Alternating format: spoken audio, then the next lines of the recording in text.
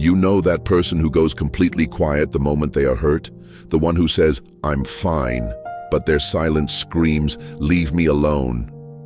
In a world that rewards the loudest voice, this silence is often mistaken for coldness or stubbornness. But if you are that person, you know the truth. It's not a choice. It's a cage. Today, we're looking past the surface. We're exploring why your brain pulls the emergency brake. Science says your silence isn't a flaw. It's a complex survival mechanism. The biggest misconception is that going quiet is a calculated decision. People think you sat down, weighed your options, and decided to shut them out. But inside, it feels like a physical closing. Your chest grows heavy. Words feel like they are miles away, locked behind a door you can't find the key to. You aren't being difficult. Your nervous system is doing exactly what it was designed to do. Protect the core when the perimeter is breached.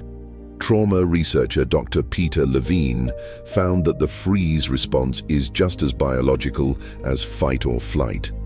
When emotional pain is too massive to process in real time, your brain pulls the plug on non-essential services.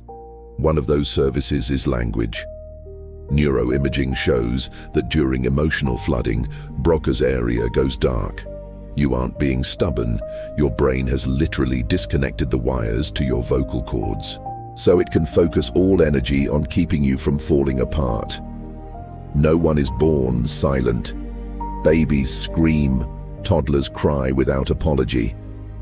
You learned that silence was safer than speaking.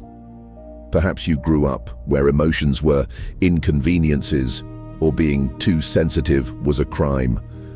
You learned that expressing hurt led to more pain, lectures, mockery, or abandonment. So, you adapted.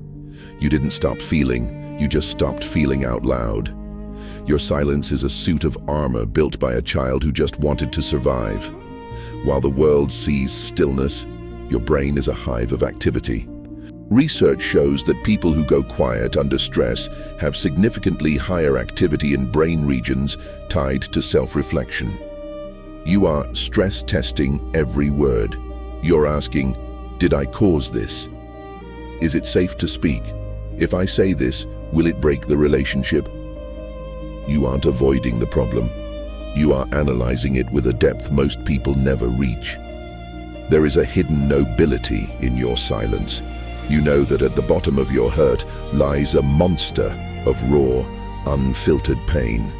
You stay quiet because you know that if you speak before you process, you might say something that can never be taken back. You hold the fire inside so it doesn't burn the people you love. You are waiting for your window of tolerance, that psychological sweet spot where communication becomes productive again. The irony is that the one thing that would help you open up is the one thing you rarely get: patience without pressure. When people push you to just talk, they confirm your fear that your internal process isn't valid. What heals the silent shutdown is a safe space where you aren't required to perform your emotions on someone else's timeline. When the pressure disappears, the words naturally find their way back. When you finally do speak, your words mean everything because they weren't a reaction, they were a conclusion. You don't weaponize emotions. You offer the truth you took the time to find. That isn't emotional unavailability, it's emotional integrity. You are not broken. You are a deep processor in a shallow reacting world. One day, you will feel safe enough to let someone in before you have all the answers. That's not fixing a flaw, that's healing.